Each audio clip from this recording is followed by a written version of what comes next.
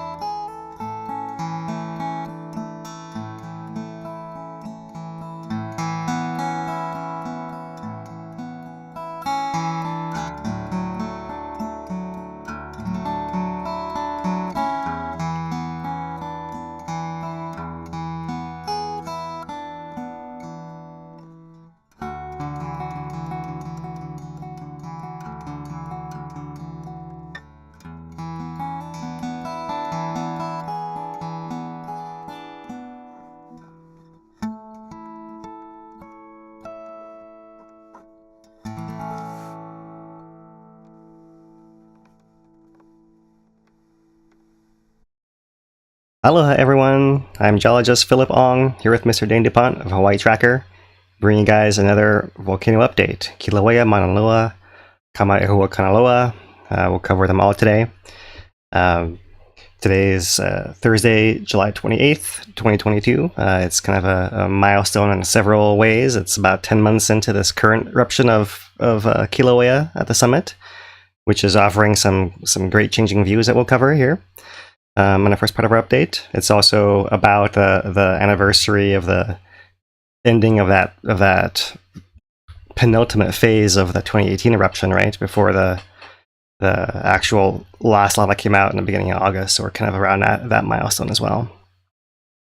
And the highlight today, shown on the screen, is one big ooze-up that we actually had that covered a big part of the perimeter of the crater this past week. So overall, things are pretty much the same, just small little details we're covering for you guys. A little bit of a community corner, volcano watch on Hualālai. Anything you want to add here at the top, Dane, before we jump into it? Oh, I can't hear you. Yeah.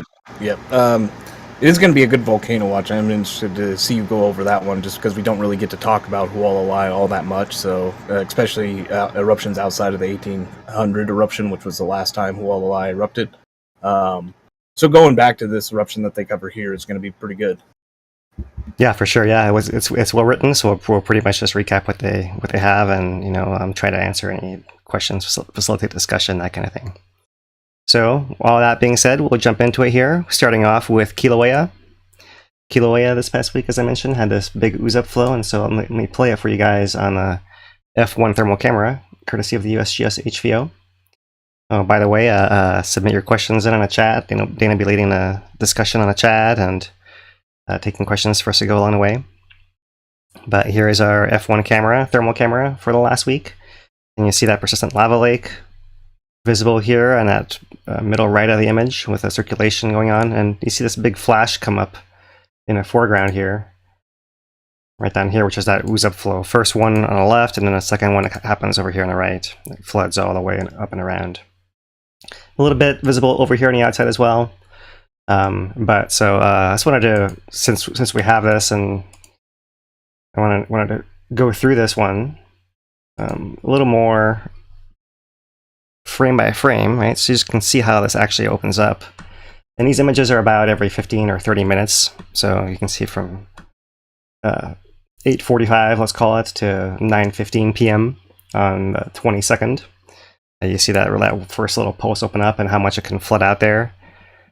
And then here's 10:15, flooding all the way, eventually crossing over and stopping. And then here's the other one I want to go through once again, and just right here on the right. That first little spot opens up. That's 8:45 a.m. on the 23rd. There's 9:15. It's slightly bigger. But the 9:28, you can see it's really flooded up and through. And interestingly, if we zoom into, I don't know if it'll let me zoom into the actual active lava area right in here, there's a bit of this warmer color on the perimeter. You can see there was a little overflow that occurred as well. So there's like a pulse that came through, big ooze-up flow around the perimeter, overflowed the persistent lava lake, which was lapping onto the edges here. And let's pull it back if we can. Here we go. Quickly floods all the way around to reach this close to the southeast edge of the crater, and you can't quite see it all. You can only see one chunk kind of right off the screen over here if I can get it in close enough. A little bit of it right there. But you can see big arms of lava flows going around. So at this moment, at 11:15 a.m. on the 23rd, was that largest peak of the outflow there. And fortunately, the camera is on this side of the crater, so it actually looks probably bigger from this angle than any other angle you could see it from. But since it is so photogenic, I thought I'd spend a little extra time on it here today. So pretty cool to catch that. That's kind of the highlight of the week here. That ooze-up flow, and then you can see it retreats and starts overturning just over here in this center, probably deepest spot of it on the right side over here. So all right, that's the F1 camera. Let's move on to show you guys what that looks like in the visible range here. So here's our KW camera. Once again, USGS hosted, and you can see looped around for the last week, that ooze-up flow coming in here at the bottom. You get a wider field of view, so you see a little bit more of these ooze-up flows on this northern edge over here. Oh, it looks like my loops aren't working, but that's all right. So there it is, that ooze-up flow on the bottom, and then in the daytime, filling in that whole area, and then persisting with overturning at an area a little more off of that F1 screen to the right over here. So that is the sequence for the last week. Looking in at the KW camera for the last 24 hours here, and let me reload it just so we can get the most current view coming in. See quite a lot of fume coming up here, a lot of gas coming out of the crater. And here for the last 24 hours, let's see if it's loaded enough to give us a short loop here as well. Now, the vent's still glowing. Looks like there might be some spatter that comes out, since you see some spots glowing on the actual edifice here. And otherwise, we see our normal circulation within the lava lake. So all normal there. Let's move it on and see what it looks like from the other side of the crater. This is a B1 camera on that downdrop block, and that persistent lava lake is now on this far side, and the ooze-up flow is going to kind of flash in this back area right around here. So this is probably as far as it would actually look, and if you're looking from Kupinaʻipali, Waldron's Ledge area, somewhere in there, you might have a similar view of it looking kind of small from far away like this, but for that perspective. Let's roll the last week of the B1 camera here. So there it is, flashing around on that back corner right in there. And you see other ooze-up flows closer to the camera flashing on the right over here. You see glow coming from this Hornito in the foreground. Let me zoom it in and see a little closer what that overflow look like from this angle. So that's the B1 camera. The lava is still circulating underneath all this crust everywhere, right? This is just a crusted surface of a big body of lava or magma, depending on your point of view.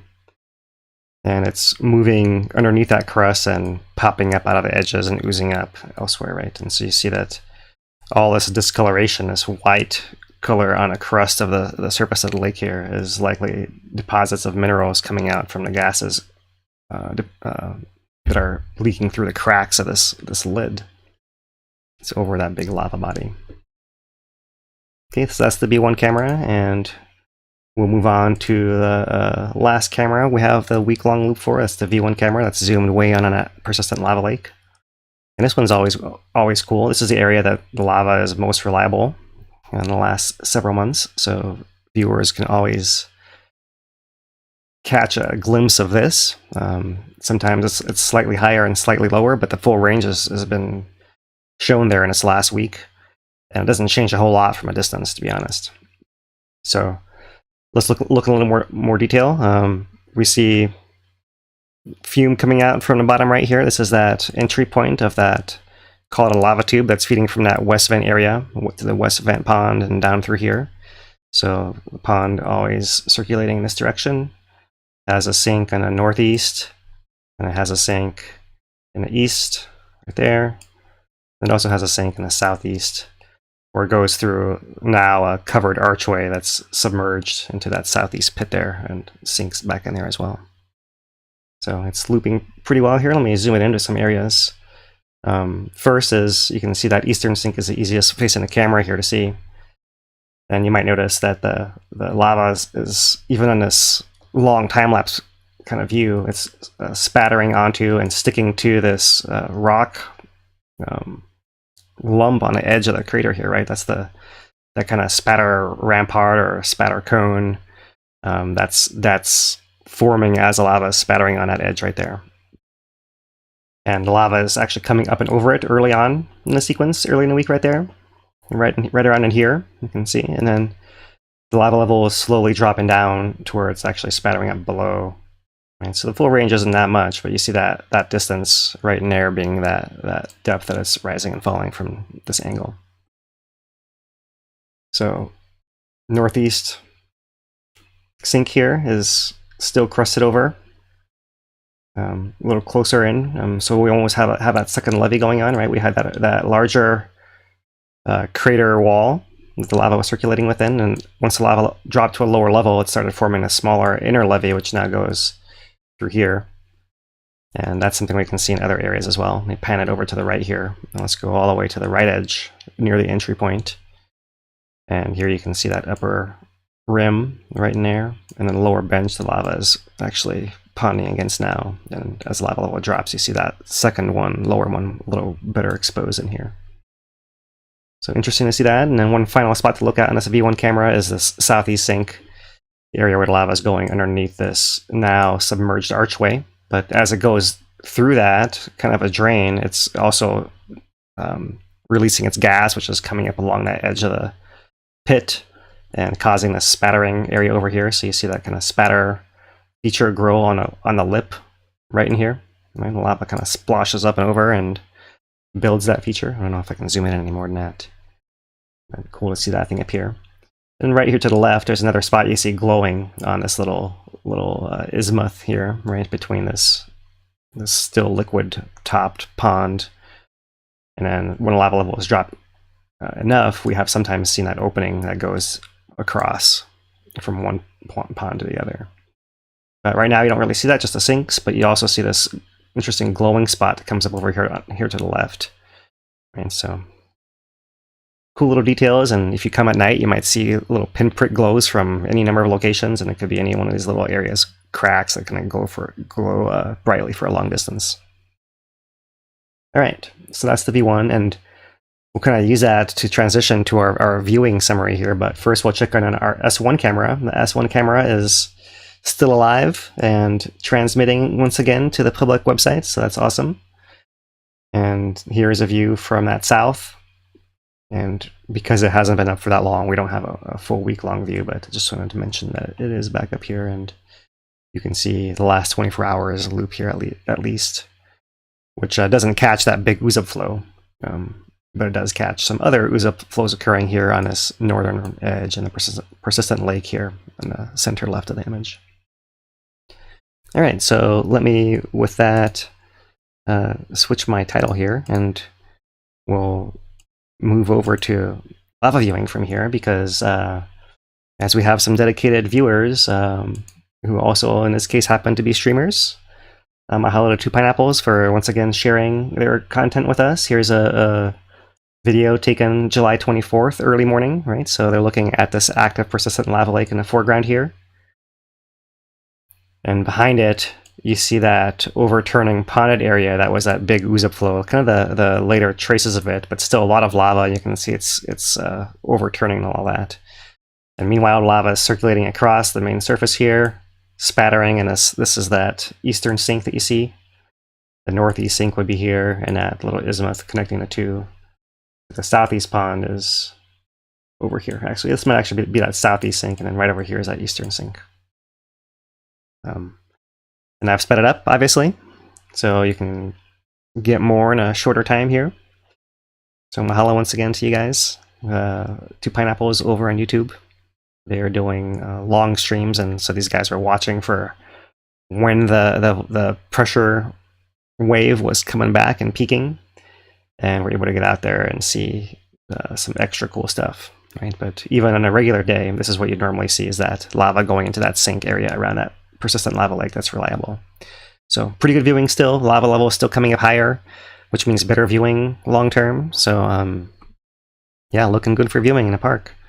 As usual, check the National Park website.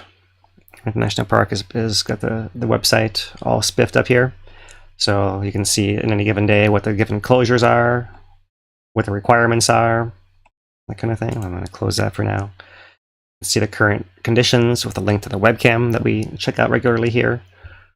You can see where are the best locations. So here's the map, and you zoom into it, and you can see here location 1 is Uekahuna on the northern side, where you can park at either Uekahuna, former Jagger Museum parking lot, or Kilauea Overlook, and come in either direction on a paved trail to this overlook that has a view of kind of this eastern side of the crater, which is not really the persistent lava lake, but when the Ooze-up flows occur on this east side, and they often are just as large as the one we just saw this past week, then you see quite a lot of lava over there.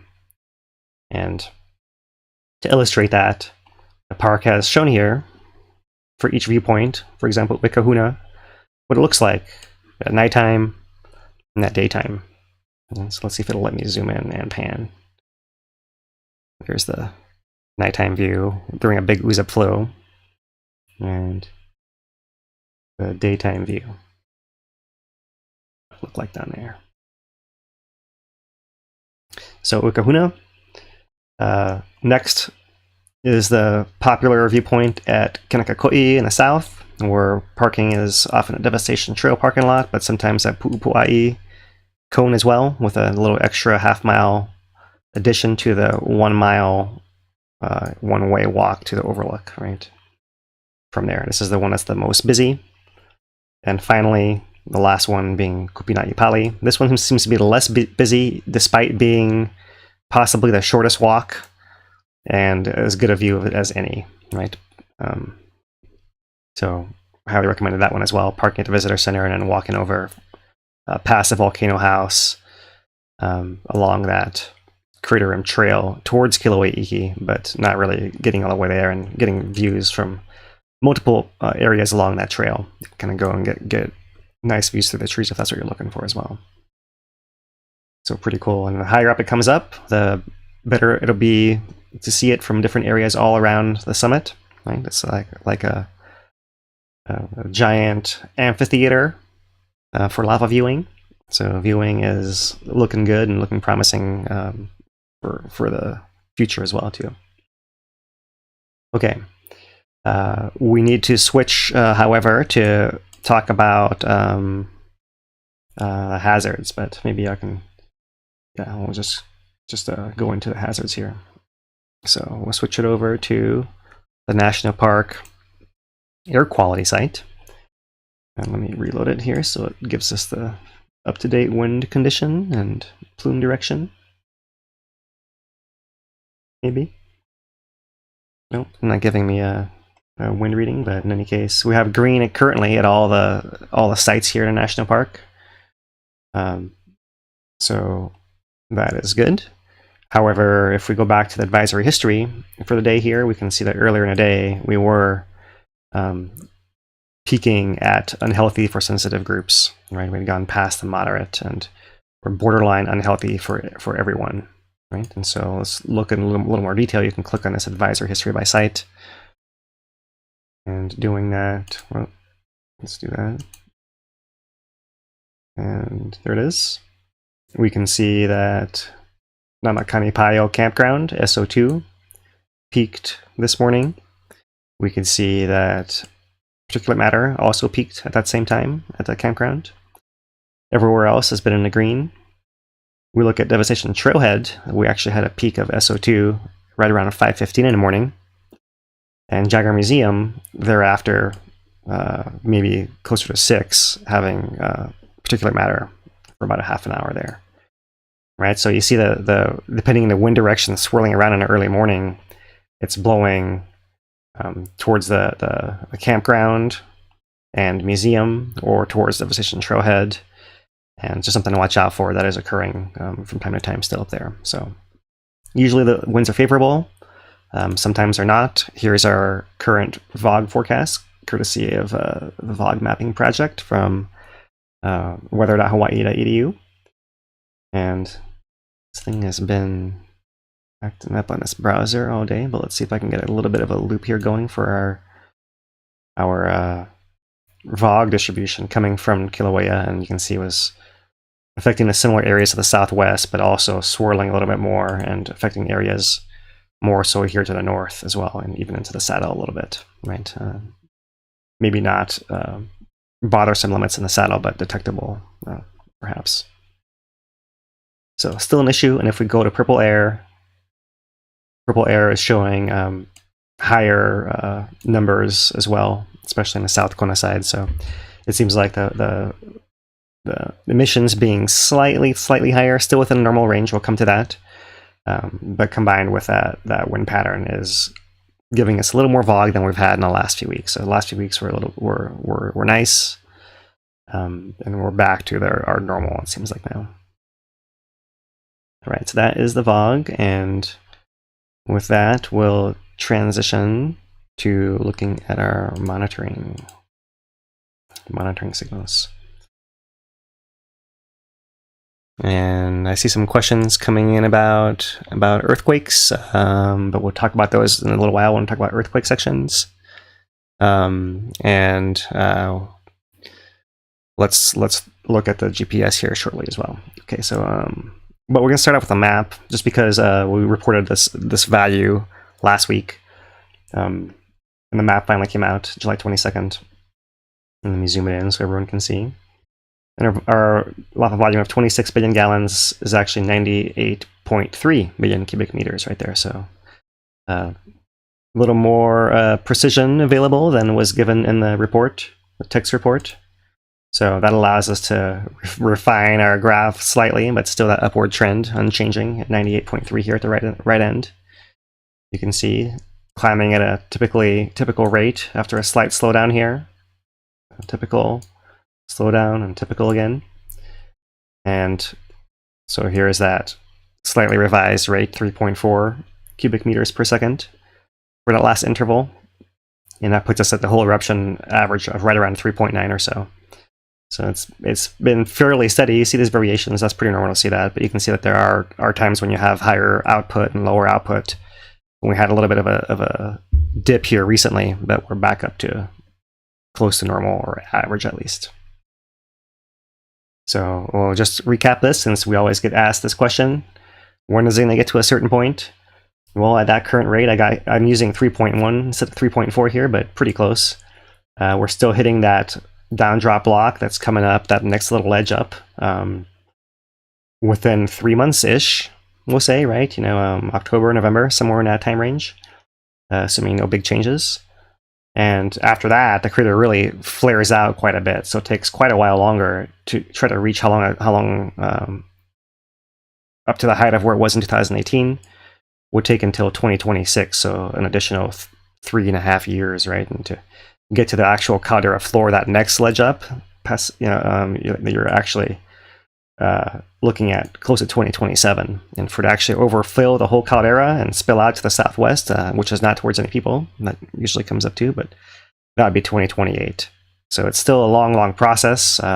It's come up quite a bit of the height distance, but the volume, it has quite a lot to go now that the crater is flaring out. But we can break it down between this most recent 10 months, where we've had 437 feet of rise, 133 meters, and a previous phase of this eruptive cycle, right, which was December 2020 to May 2021, which gave us 743 feet. So altogether, we're up around this 1,200 foot mark, 366 meters altogether in the last, since end of 2020. And just to recap, once again, here's a graph I showed last week, and I'll show once again. There is that little bit of water that boiled away on that very first hour and a half of eruption back in 2020. And a 2020 eruption filled most of that bottom part as far as the depth, right? But it was only 41 million cubic meters. And then since then we've had this 98, which is more than twice as much, but taking up less than half the depth there, yeah. And what's left up here, you can see how it really flares out. Here's that ledge where it might hit in the next 3 months. And once it does that, then you're looking at that much broader area that has to cover back and forth. And so it would take quite a lot longer, and we're really not more than 20% of the way there. Right, so as you see a question coming in, how's the rate, fill rate compared to previous eruptions prior to 2018? It seems like the rate coming in is actually, I would say, it's on a high end of what we've seen in a summit, right? We haven't necessarily seen super long-lasting eruptions that are kind of filling the summit, and kind of the comparison is 2008 to 18. Lava was coming through the summit, but it was then going back down and out the rift zone to Pu'o'o, and it was going out over the coastal plain there. So that whole eruption averages around 4 cubic meters per second, which is about where we are for this whole filling rate as well. So as far as that, it's similar to how much is coming out for the whole volcano. But at the summit in particular, it seems like it's something that we haven't measured quite in this phase before, right? It's probably relates more to something you'd see like in the 1800s or early 1900s that wasn't measured because there was no USGS or HVO around yet, right? So, but it's, nothing alarming. It certainly does indicate to me supply rate's still very healthy, we'll call it, and the valve is open. It's going to just keep trickling in. And we'll look at the GPS as far as what that means elsewhere, but really it's been focused on the summit. So here's some thermal maps that were released along with that new image. And you can see this whole blue area is that crusted over lava floor with liquid underneath the whole thing, and the active area of the persistent lake just being right over here with a big ooze-up flow in the south and one in the north, captured at the time of this overflight in particular. But you can see how these ooze-up flows can be just as big as far as area as this persistent lake, which at last time we heard was under 2% of the entire surface area here. So interesting to see. I think there's a zoomed in version. There it is. And you can see that this area is labeled overflow onto the lower block, and there's this is that lower block right in here. That here's the real edge of that next ledge right there, and there's like a ramp that slopes up, so it's kind of lapping onto and filling up this ramp and filling it up until it gets to this next block, and at that point it could start doing something slightly different because of that larger diameter there. So yep, there's that most recent image. And I'll throw in here a tweet that Dane found and highlighted by our acquaintance Cosme. He's using false color images taken by Copernicus, Sentinel-2 satellites, and here is a view of our eruption since 2020, essentially filling that crater. So you see a little bit of that water early on, shown by that kind of pale blue colored, and you see the black of the crusted lake of the lava. And if you look closely, this is that overflow area here to the north where it's been more recently advancing off into there. So pretty cool to see that whole integration. And let's put his username up here once again, at Cosme64833127. Mahalo. All right, so to tie it all together, once again, here's that whole, in this case, we're going back to September. Since September to now, a whole eruption from the thermal camera, just so you can see one different point of view of how it's been filling and swelling and leaking out the edges and persisting in that middle open lake, and that's still the story. So with that, we'll go to the signals. Here's our summit webcams. We'll look first at the lava depth for the last week. You can see some variations that are within 3 meters or so. So just the up and down of these cycles. Manifesting in a lava lake. Not huge changes, just essentially small ones, but mirroring the summit tilt that you see here, the ground tilt, which is showing similar patterns of deflation and inflation cycles, with a few little earthquake spikes superimposed here and there. So you can see for the last week, we're currently in a smaller version of a deflation inflation cycle, and if I zoom it out to the last month, you can see why I say smaller, because at the top, the lava depth, at the bottom, the summit tilt once again. You can see that the deflation inflation events that we're having earlier in the month were deep and long lasting. And you can see this middle one here seemed like as it was ending, it had several pulses coming back and almost extended the trough here for a full week. And really since then, in the last week at this scale, you can really see that we've had shorter, these more V-shaped, right, down and up, here's a third one, deflation inflation events. So not lasting as long, but also happening back to back, right, so more frequently there. And that's where we're seeing that pulse of lava coming out at the peak of these. So this gives you a better indication of when you might get those pulses coming out. And lava level, accordingly, you can see has been not hugely changed within that persistent lake, but it does see the variations up and down accordingly. SO2, we've covered where it's blowing, but how much is coming out is still in a typical range between 3,000 and 500 tons per day of SO2 or so, with the most recent values here between 1,500 and 2,000, these last three here. So earlier in the month, it seemed like we might have had an apparent downward trend because we're having those big deflation events, but we'd have a pop back up, high value, and then deflation would be low, and then it would be high again. So now we're seeming to catch, perhaps because of the sampling, a little bit more of an average in between here, where you can see nothing really obvious happening there, right? Nice little scatter within that normal range. So overall lava depth, you can see it's come up from September. Here's the variations in the lava surface. In GPS, here at the summit, here is a summit north to south. So you can see that it actually has been spreading north to south, getting longer. And there's a little bit more scattered data visible here in the recent time. And it seems like there are some changes happening, some adjustments happening subsurface that are not as visible right here, right?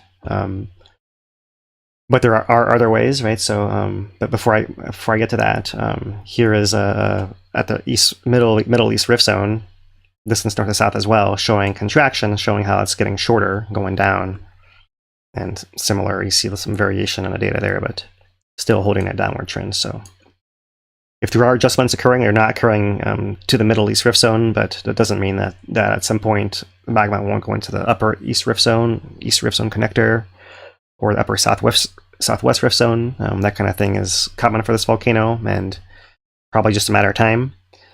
But we're not seeing signs of it really doing anything along those lines besides really filling at the summit for now. What maybe I can show, let me see if I can get it up here. This one, yeah, I believe it's this one. So the 2-year GPS that we have, it's possible to go to the USGS webpage and click on a map and show the GPS stations and click on the stations and get these plots. But so I've just kind of put them all in one spot to make it easier, right? So you can go to somewhere like Wikahuna and get that GPS breakdown from the east to the north to the up, right? So you can see here on, I see we had a question from Dude Dane, maybe? Is that the username? Why don't we get GPS summit vertical motion data or graph for Kilauea? So there is one that's just not as obvious to find right there. Yeah? Yeah, that was it. Okay. And then insight reports, why aren't we seeing them? That's a good question. We just haven't seen the reports come out, but maybe there hasn't been a whole lot of change and it hasn't been something worth highlighting even as USGS prepares them behind the scenes.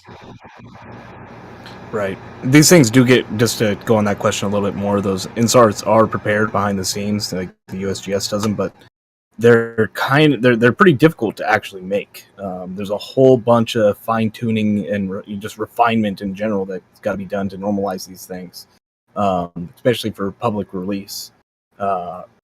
And we were catching them during the 2018 eruption for a while. Some professors were producing them, but then those kind of fell off.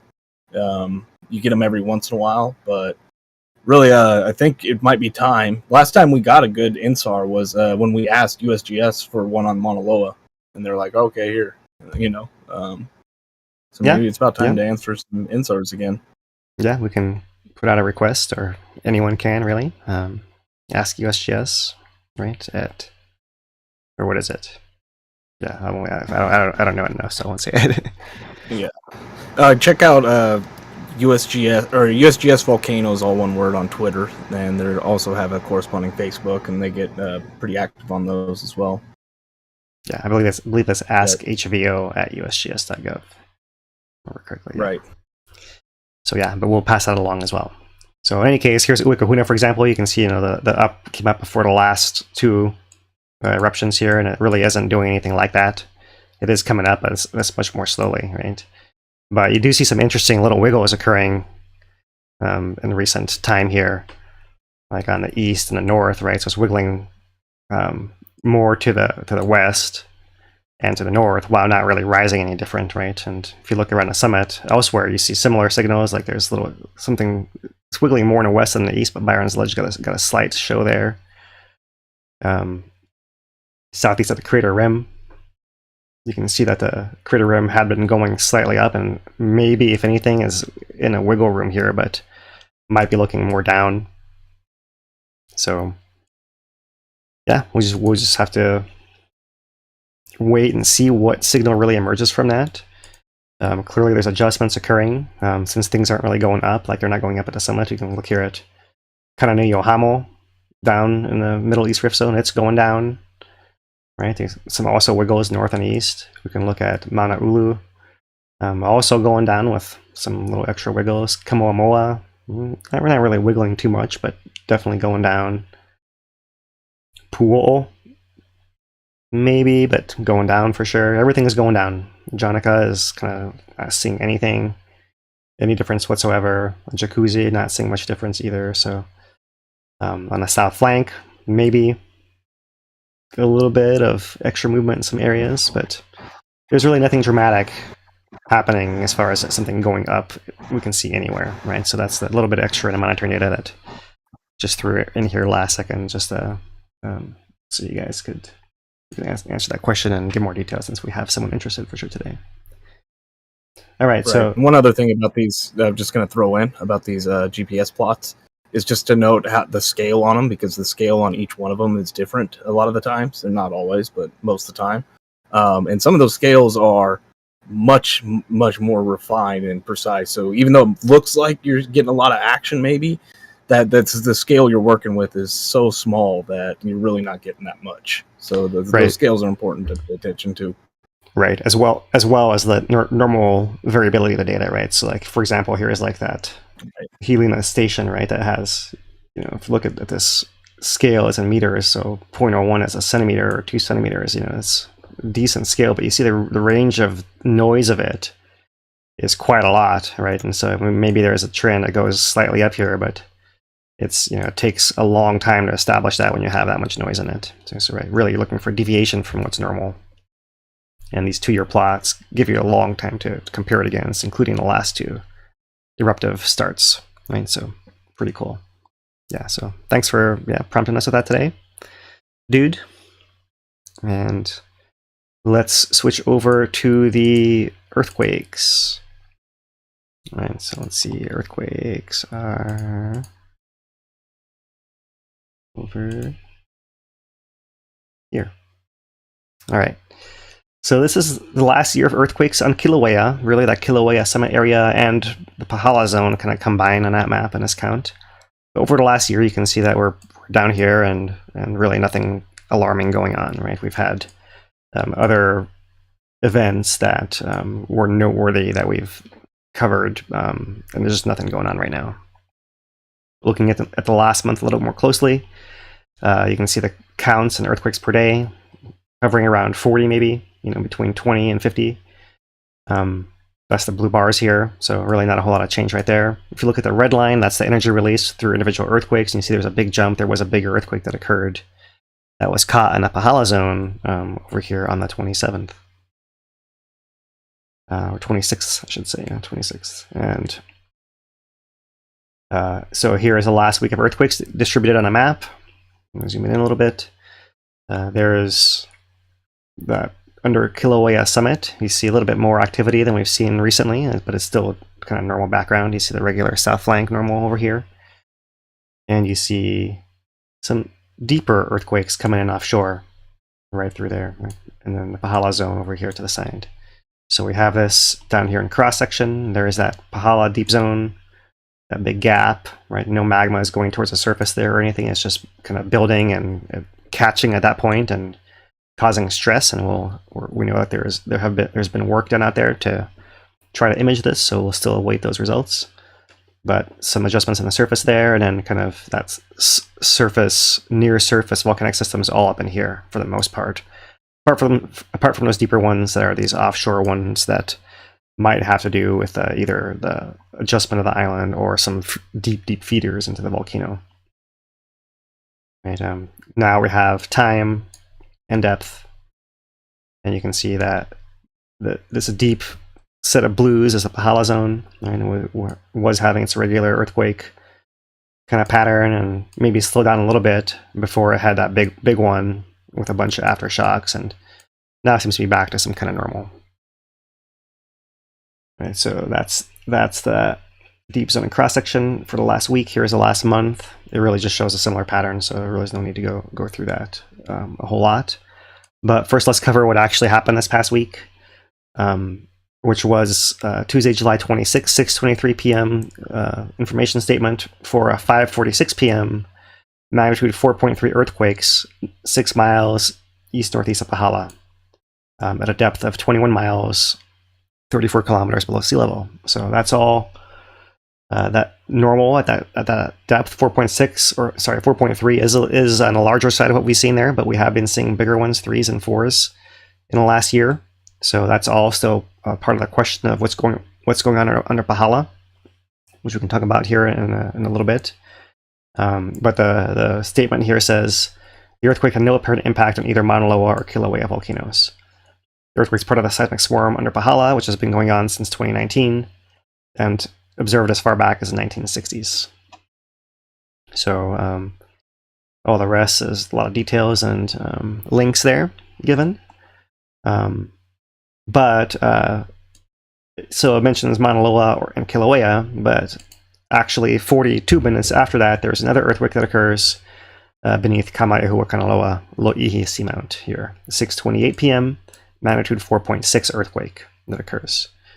And it closely followed in time and space, but they say that there is no sign that are actually connected. It's unusual to have two moderate earthquakes occur so close in time and proximity. There's no apparent relationship between the two events, according to scientist in charge, Ken Hahn. So, interesting there, because if we go back another 9 days to July 17th, we might recall there was another information statement from other earthquakes that occurred. And in that one, they say increased seismic activity and tremor was detected, and it was likely due to the result of magma movement beneath that seamount. That showed no sign leading to eruption, and actually kind of wound down since then. But the context of this earthquake and earthquake kind of swarm, we'll call it, right? That's kind of, we had one earthquake that still happened today, still ongoing. Dane, you have something you want to add? Yeah, I was just going to say that it was interesting, that sequence of events, just from our perspective, because you felt, I believe, that earthquake, that Pāhala, right? And you messaged me about it. So we made a post about it, and it was like, looked at the depth and the location, it's like, oh, deep Pāhala. Same activity that we've been seeing for the past couple of years now. And then it checked back online a couple hours, like an hour later, and didn't even feel that Loihi one. And there's a statement about another big earthquake. It's just coincidental timing, though, on it. That's completely looks like a deep Pāhala earthquake, part of those, those sequences that we've seen over the past 3 years. And then the other one's completely Loihi. But the timing is just coincidental on it. Like, that doesn't... Those don't translate to, like, type of thing. So yeah, the 4.3 is on screen here, and it's on that kind of Kilauea side of the Pāhala cluster, right? On that eastern side. So, and a typical depth and kind of unconnected. But, and here offshore is that Loihi cluster right there, and see if it gives me the 4.6 right there. But this might be one of those straw that broke the camel's back kind of situations, right? Where people are always asking us, can factor A or B or C or D or E or G or F like have an effect on the volcano and trigger the volcano? And we always say like, well, really, like that force is pretty insignificant compared to all the other forces of magma moving, of the rock adjusting, and all that kind of stuff. But if it's like ready to go, then really any little thing could set it off, and you couldn't conclusively say that, but right, the only thing you might be able to call on that they're so close in time and space is that we know that volcano had just had some kind of intrusion and was already in a adjustment phase, we'll call it, right, having to feeling the after effects of more magma, like a kind of a big pimple under its skin, pushing up in one area, so it's having to adjust, everything is kind of stretching around, and then suddenly you have a shockwave that comes and gives it a good jiggle. So it kind of allows it to adjust a little bit, and if suddenly like it's adjusting, but now it has to adjust a little more with a 4.6, it's feasible at least. You couldn't prove it, of course, but it's feasible that that's one of these, everything was just set optimally, and you kind of just hit just the right domino to set off that whole chain of events to actually cause it to go off. Possible. So what are the other questions that we have on here? There's kind of one that's similar, but from the Philippines earthquake, right? The large earthquake in the Philippines have any effect at all on Kilauea? No is the answer. Sometimes those are actually felt. You can see like the ground kind of rocking in a slow rock with earthquakes. The seismic signals detected, like a long period earthquake kind of thing, or teleseism. You can even spike on the tilt meters with them. Give little identifying marks. If it's shaking, if you have enough of a surface wave come across, then yeah, it can leave a signal on a tilt meter too.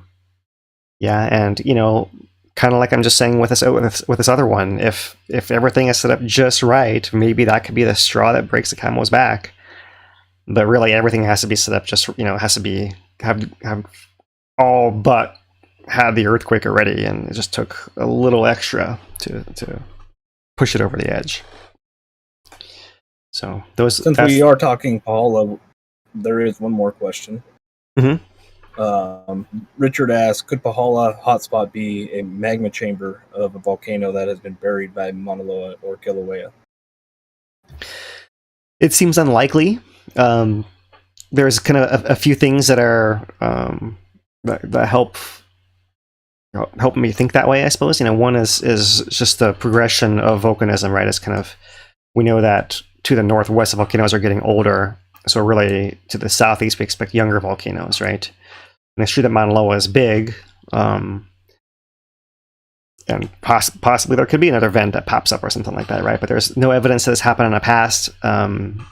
Also based on any of the landforms that we see, the volcanic rock, each lava has its own kind of fingerprint chemistry, right? That kind of pins it to a certain volcano in a certain phase of time of that volcano's eruptive cycle. So you only see Mauna Loa and Kilauea there. You don't see any kind of third kind of chemistry that's mysterious or unknown, that like there's something missing here. And there are places on other islands and other places offshore where they have found that kind of chemistry. And like, okay, well, there's some other volcano we didn't recognize here. But that's not the case right here. So if anything, you could probably argue that, well, it's southeast, it might be a younger new volcano trying to come up, something like that.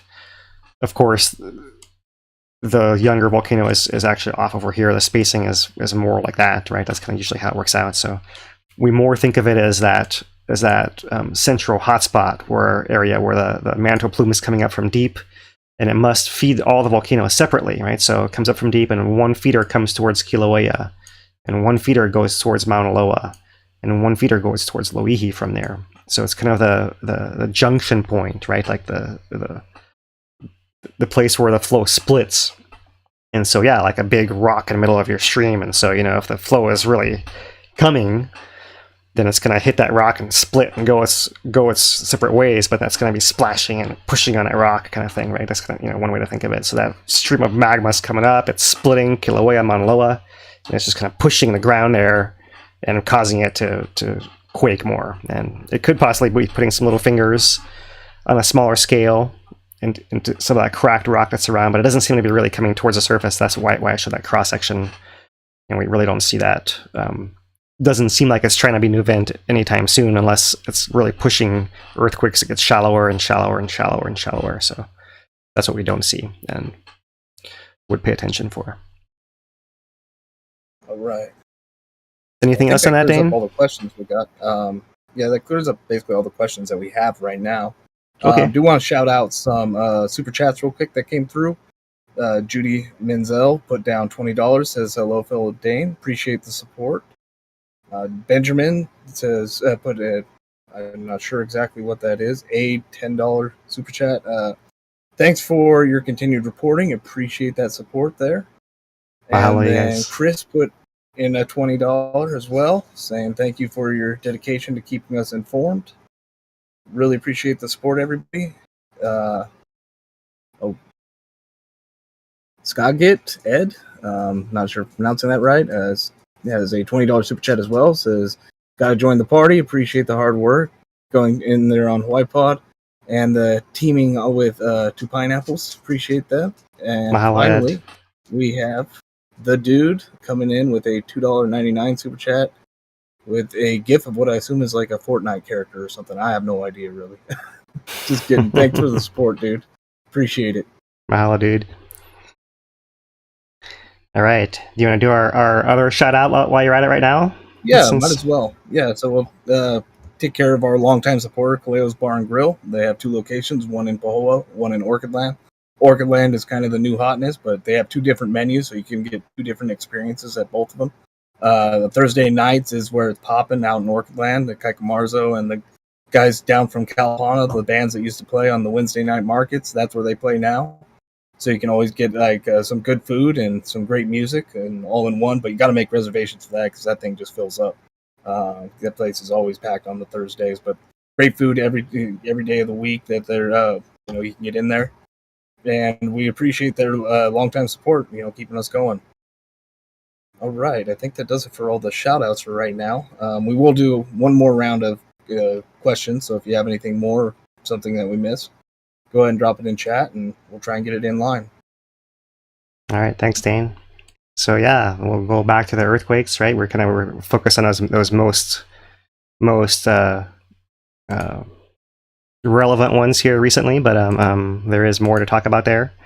And well, really the earthquakes, if I zoom it out enough, you'll see that there's some of these adjustment earthquakes that occur in that ocean crust. There's one over here not far from Maui, 3.1.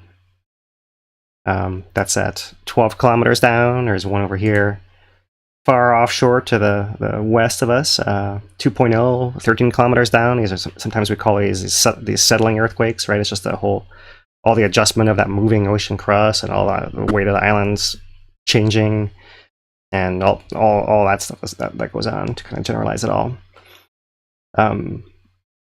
We've talked about Pāhala right here. We've talked about Loihi. We've talked about Kilauea. There's one earthquake off south of Hilo here. That's a 2.8, not far from Mountain View, but also deep 25 kilometers down. So another one of these settling earthquakes deep under the island. So after that, what's left is Mauna Loa. We have a couple of Mauna Kea up here, but just same 20 kilometers down, 1.9, 3 kilometers down, 1.8. Fall into that adjustment category as well. And Mauna Loa, we see activity around the summit. There's one kind of offshore here by Kailua-Kona, but that's 18K down, so also deep adjustment. So really, Mauna Loa is ultimately mostly in the summit zone, a little bit in this northwest quadrant, a little bit in this west flank, upper west flank here, but summit and upper southwest rift as usual. You can see that we have quite a few events in the 2s, 3 2.4s, 2 2.2s, 2.0 are the largest ones in this last week here. So seeing as we're focusing on Mauna Loa, let's give Mauna Loa her due here and move to the earthquake rates for the last year. So there you can see that it has continued a little bit of a climb, but it,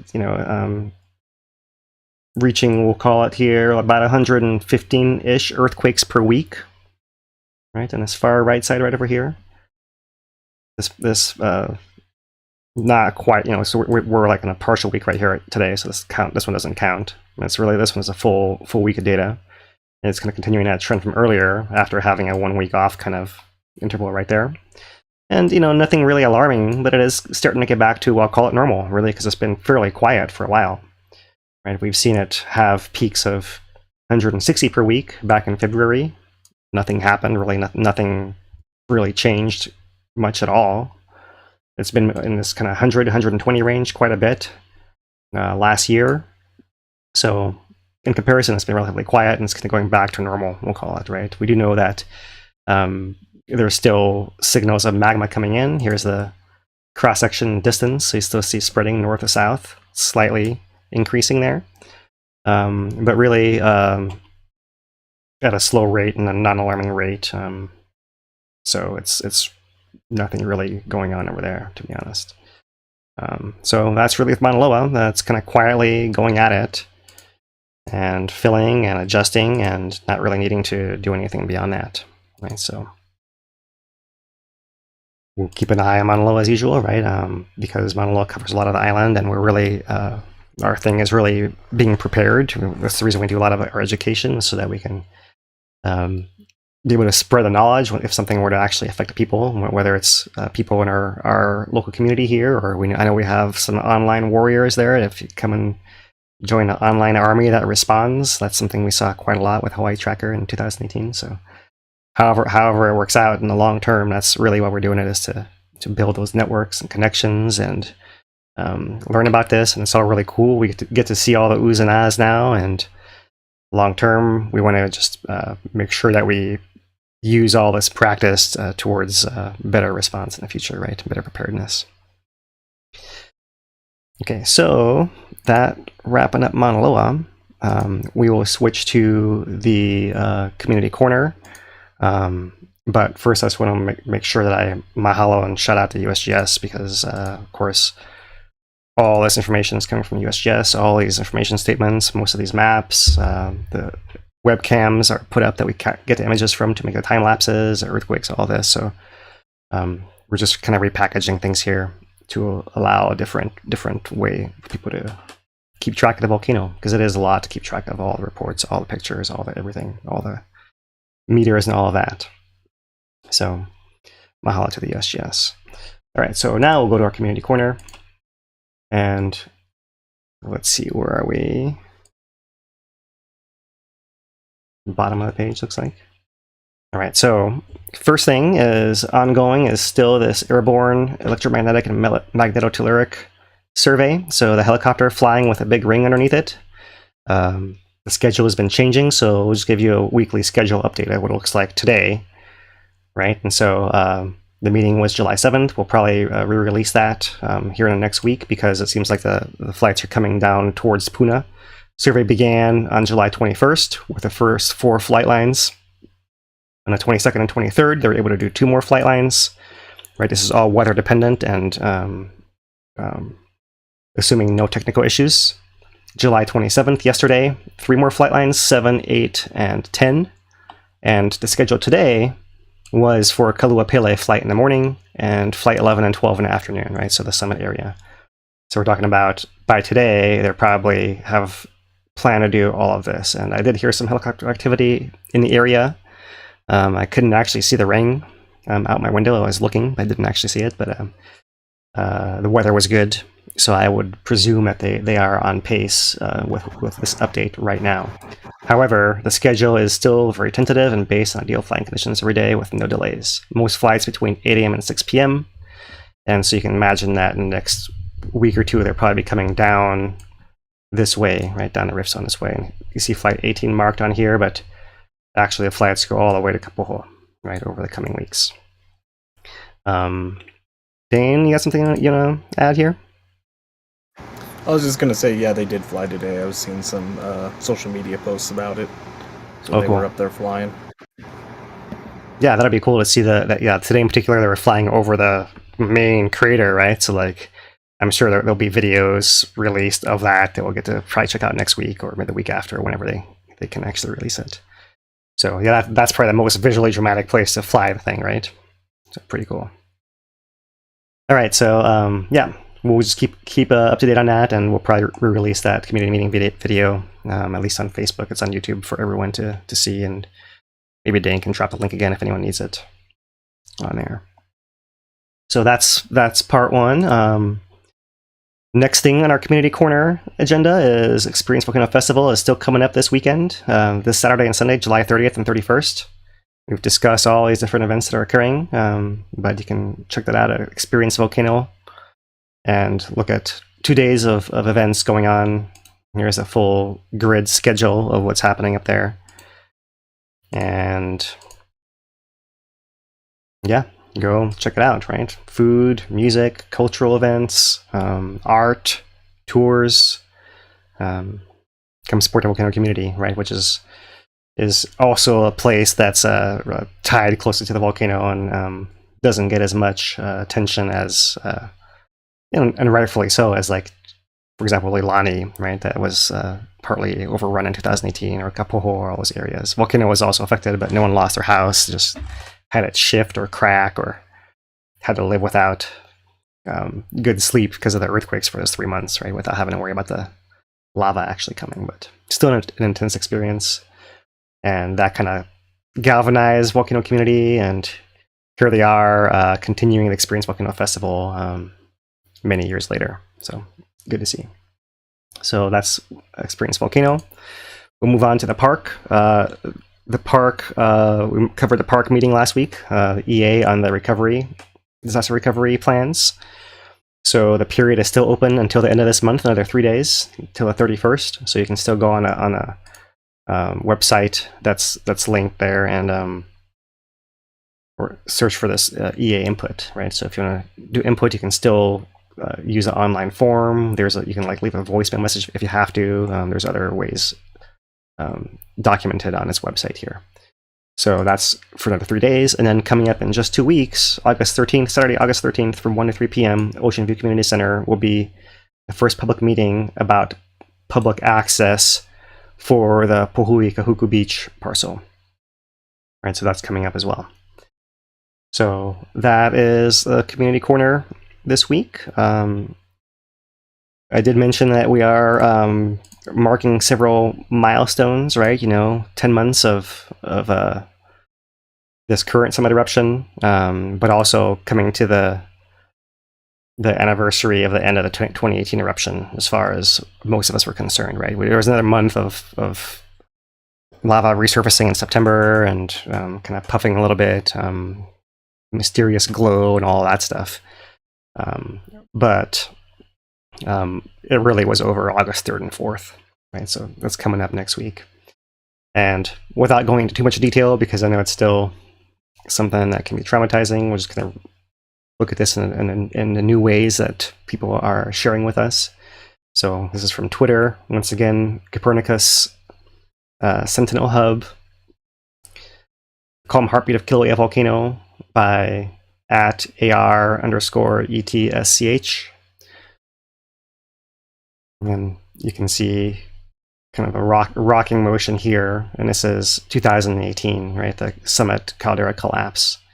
I'm gonna loop back and forth there, so you can see it's in that portrayal, the calm heartbeat of Kilauea.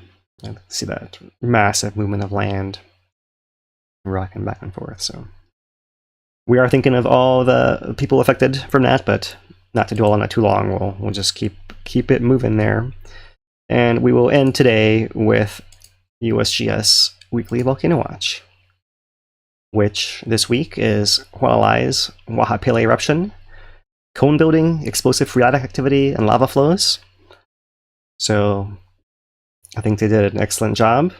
And you can see here that despite attention on Kilauea and Mauna Loa, it's important to keep watch on Hawaii's third most active volcano, Hualālai, which underlies the most populated areas of Kailua-Kona and central Kona coast.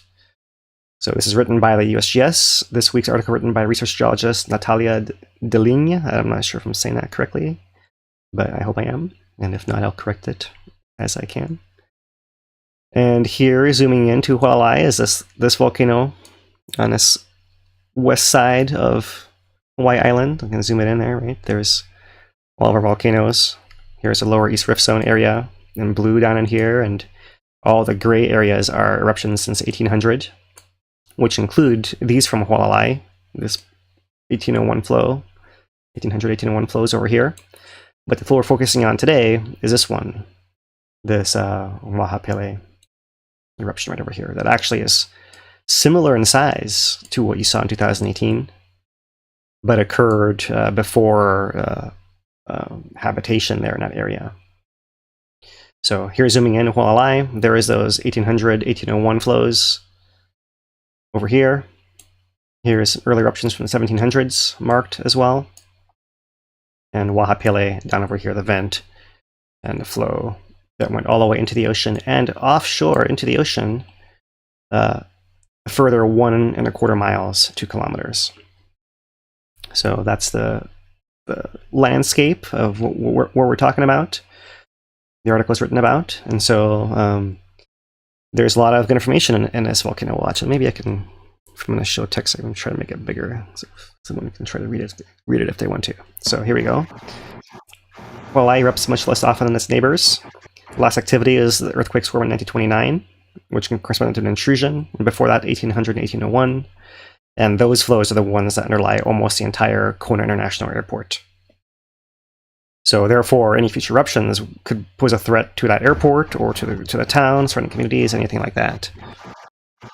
Right. Danny, you trying to...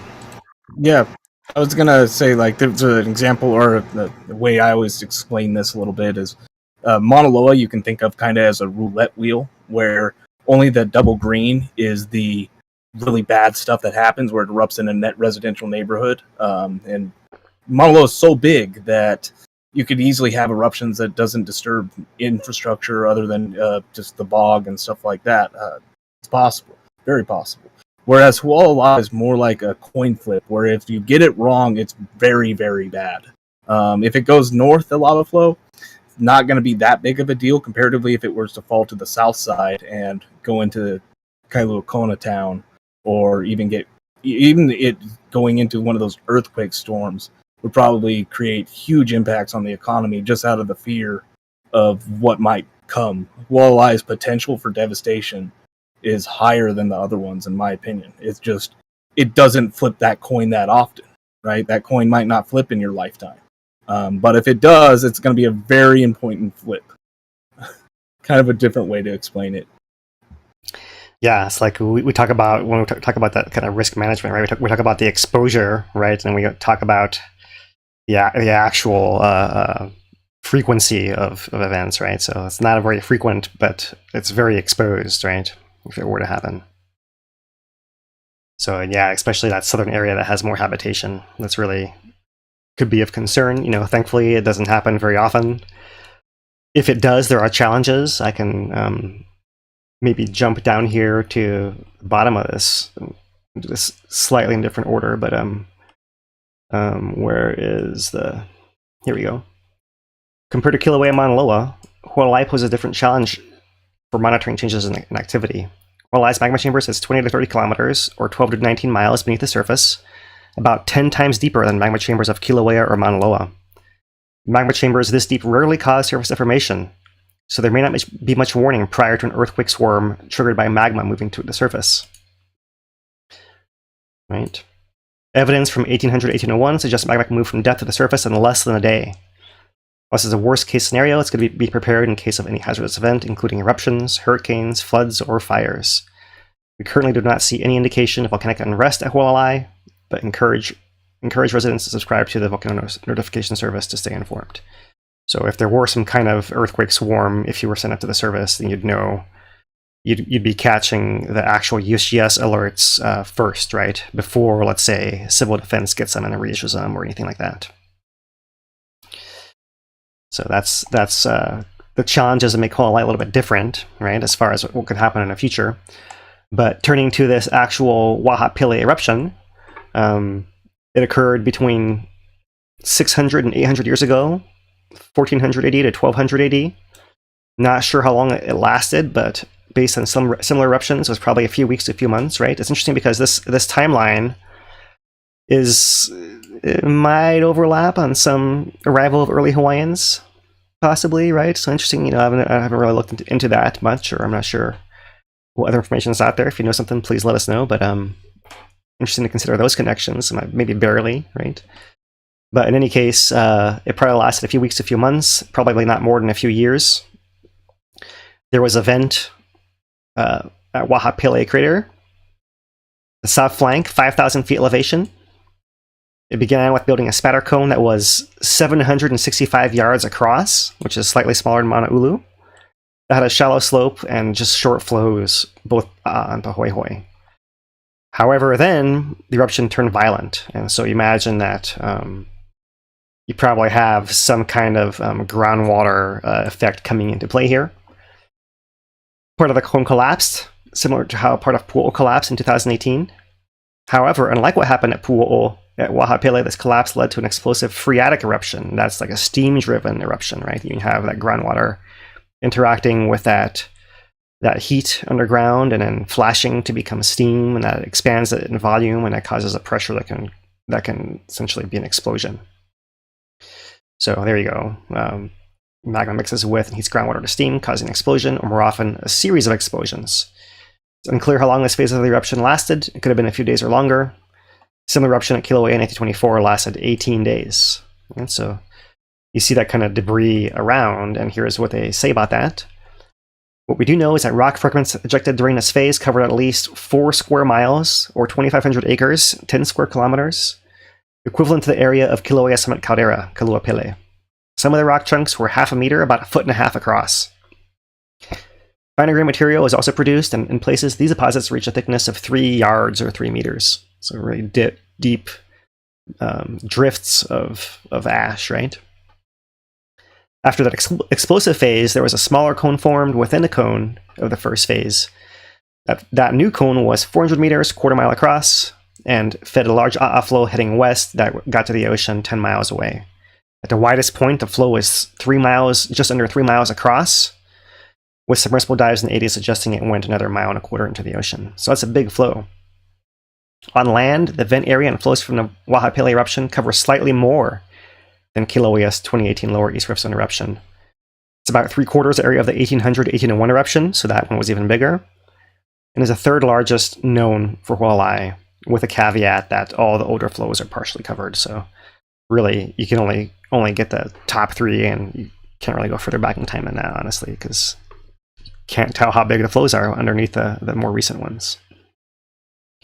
So that's a little bit out of order, but information put it in this week's Volcano Watch from Hualalai. So really great coverage here. Something that is not often covered, other eruptions of Hualalai and the pattern of it. So you can see that even people who live in Kailua-Kona area, but South Kailua-Kona, may not consider that they're in quite as much risk until you see information like this, right? That maybe very infrequent, but once again, it's possible that it happens. Any last thoughts on this, Dane?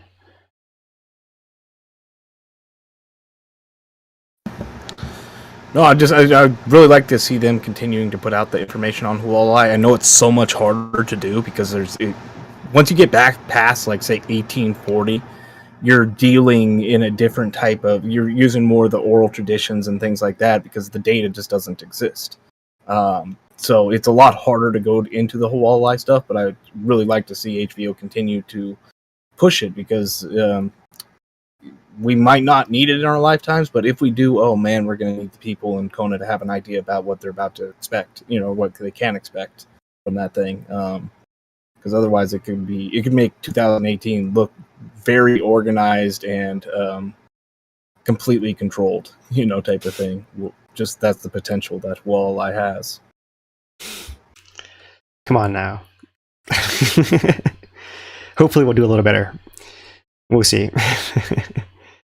But yeah, there definitely is a lot of research interest in Hualālai, right? A lot of academic interest. It's not because you can imagine Kilauea is really well studied. There's lots of work to be done on Kilauea, but not everyone wants to jump on that same bandwagon, so to speak, right? So people are kind of branching out. There is interest and there is more work done, but it really takes dedicated research projects like, let's go find this one flow and characterize it and stuff, and so on, to really highlight different phases of that volcano, right? So cool to see that, and yeah, I'm sure we'll see the trickle down keep on coming. If that thing had something like a 5.0 earthquake under it, somewhat shallow, I guarantee there'd be a lot more interest in figuring out things about it. It might take something like that, just like, oh yeah, this thing's still here. Get the interest up a little bit, because right now it goes from the interest is a lot on Kilauea, less so on Mauna Loa, even less so on Hualālai. Yeah, but there, like the potential for that and really bad things, I was almost inverted on some Kilauea and Mauna Loa being close. But yeah, Hualālai just right there on Kailua-Kona. It's so steep that lava could get to the ocean really quickly. And it's interesting to me also, like, this is kind of a tangent from this, something we talked about before, right? The groundwater in the area, right? We've discussed how there's groundwater seeps below sea level, like off here, right? But they come from upslope Mauna Loa and they come underneath. And so we just learned about that in the last few years, last decade. So we really know nothing about that underground structure in the area, even for the shallow groundwater. And if the volcano is not putting magma into its shallow system and like allowing the earthquakes to happen, deformation to happen, you really don't know anything about what the structure is in the shallow. You have to just kind of go with what you have, which isn't a whole lot. Other stuff. Yeah. So Mauna Loa and Hualālai is just hard. I mean, it's not easy. I mean, every time we've looked at Hualālai and start trying to do something, it's like, man, we have to just. There's so many unknowns that it's hard. But yeah, this is the start, and hopefully this continues. I mean, the public information is very important for something like that. I mean, I'd love to do an actual, legitimate survey in Kona just to find out how many people are aware of the threat that volcano poses and just their proximity to it. So there was just a survey of the awareness that exists right now. Yeah. There was a survey done. It wasn't right now, so I'd be curious to see a new one also, and maybe we'll get that coming up. But we'll highlight the old one. I don't have it at my fingertips right now. I have it, but I don't have it ready to pull up on the screen or anything. But I will share it in the future, and we can. Might be from the 90s or 80s, or I'm not sure exactly, but in any case, if there's anything else, Dan, that's really the we'll last, have to find it. last thing I got. Yeah, we did have a super chat that came through from Tim Hazeltine. No message on it, $50. Appreciate that support and the big dono on there. Mahalo, Tim. And was there one other question that I was missing? Oh, a couple more questions, yeah. So here's a question: will the Jaguar Museum fall into the caldera? Not likely. Right, the museum's actually going to be demolished and restored to a natural state in the area, and the overlook restored, and trails put in as the plan. That's part of the whole disaster recovery plan that the national park has put out. There is a crack kind of going through that area, which is why they don't want to kind of reoccupy it, and they'll refill that whole dugout basement with rock and restore everything. And it's cracked, and it might wiggle during earthquakes, is the thing, right? Probably not going to fall in, because if it was going to fall in, it probably would have done it in 2018. And really, like, the crater is refilling. It's, it seems like it's actually getting more stable than less, in my opinion. And it survived 2018, so I think it'll fall in. But yeah, that's the plan there. And then another question? Yeah, there was one more from Duchess of Elements, who says, seeing some of the dormant volcanoes have been waking up after many years. Any volcanoes on Oahu due to a lava blast? So they can have what's the idea? Like the idea of waking up or building towards an eruption type of thing on these older volcanoes. I mean, the easy answer is there's no signals of any kind detected, right? So it's something that research is showing happens, and we're kind of filling in a lot of the gaps, but it's still pretty infrequent that occurs. And so when you ask if anything is actually due, I would probably say, no. Maybe it's, you might try to guess there's a cycle, but the thing about cycles is they never really always hold exactly, really, anyways. So, hardest, there are volcanoes in other areas that can have rejuvenation phase activity, as it's called. But there's no sign of anything like that happening. So you might hear research about new volcanoes discovered, but these are the kind of, along the question of Pāhala earlier, right? Where you find some new chemistry and you go offshore and you see, okay, well, here is where likely the center of that output was, or that vent or what have you. And then you can therefore find other submerged offshore volcanoes, offshore Oahu, for example, or along those lines. Right. We have a $20 super chat from Mark the Shark. Says, have a wonderful day. Aloha. Appreciate the support there. Mahalo, Mark. And we have Bill Cole with a $5 super chat with a question. Asks, is there any historical evidence for pyroclastic flows on the island of Hawaii? Appreciate the support there. Phil, you want to take that Bill? one? Yeah, so we've seen what's called pyroclastic base surge, right? Where you have, it's not exactly the same thing. You don't have the same kind of volume in the air of your rock and ash, right? But you still have a gravitational collapse of the heavy stuff that falls down and spreads locally out around that area where the column is coming out. So there was an eruption in 1790 that produced a big ash cloud that went up in the air, came back down, and flowed over part of an army of Hawaiian warriors and killed between 80 and some estimates of 800 people in that party, right? Not just men, but women and children and all the livestock they were campaigning with, right? So yeah, that's the main event. 1790 had a impact on Hawaiian history, really, right? Because the Hawaiians really saw these as a sign of almost like a divine endorsement of Kamehameha's right to rule, because it was his rival, his cousin Kīlauea, his army that was the one that got destroyed, right? And so interesting, all the different impacts that the eruptions can have. But to answer the question, really, we have that kind of base surge kind of, so locally around the summit, not really flowing down the flanks all the way to the ocean that we've seen anywhere, which is what you might see with those larger pyroclastic flows that come off of other volcanoes. Like, I was just reading about Jagger's account of Martinique, right? Mount Pele, and the big pyroclastic flows that came down and killed tens of thousands of people, kind of thing, right? Nothing like that, right? It's kind of more localized, just like the collapse locally, not like the whole mountain vaporizing and then flowing as a whole, and then just as a hot ash that's burying everything everywhere. So localized, yes, but not the way that most people think, and not the way it's put in movies for sure. All right. Well, I think that gets us through the questions and everything, and all the super chats are caught up on. Appreciate everybody that tuned out today. We do rely on viewers like you. If you haven't done so far, hit the like button, subscribe, comments. All those help with the algorithm, that YouTube trickiness to try and get us seen by more people. If you enjoy this type of content, the educational, no hype, no BS, scientific analysis or attempt at it in real time, what we do here. So if you like that, definitely try and share it on your social medias. That's really the best way to get us out there. And we do these live streams on Friday or on Thursdays at 5 p.m. Hawaii Standard Time. It's our normal time slot that we go on at. If something does happen in the week that is significant, we will go live. But, we don't expect that to happen. But if it does, you never can rule it out. We will do it. With that, I think that's it for me, Philip. Yeah, I really don't have anything else to add. We covered Community Corner, right? Just one last reminder. So if you guys want to check out any of the schedule of the flights, check out the Experience Volcano Festival, or check out the community meetings for the national park, it's just a reminder to check in on that. And otherwise, we'll see you guys next week.